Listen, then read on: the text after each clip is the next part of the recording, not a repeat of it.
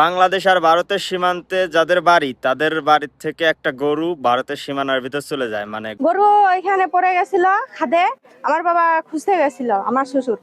তখন ওই গরুকে ওরাই উঠাই দিছে, এ পাশে উঠাই দিছে আর ও পাশে আমার শ্বশুরকে ধরে নিয়ে চলে গেছে, কিন্তু আমরা বলতে পারি না। গরু আমাদের বাসা আছে কিন্তু মানুষ এখনো আসেনি।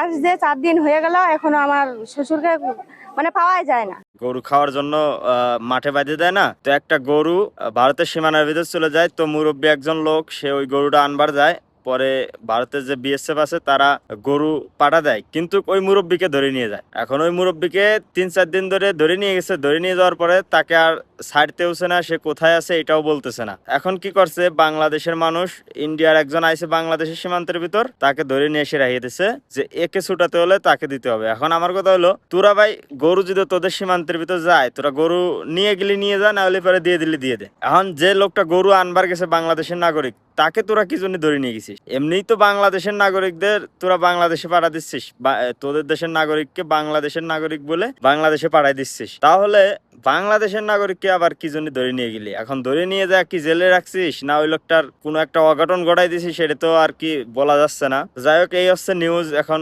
দেখলাম আর কি। তো বিষয়টা হলো, যতক্ষণ ওই লোকটাকে ফেরত না দেবে ততক্ষণ এই ভারতের নাগরিককেও ফেরত দেওয়া হবে না।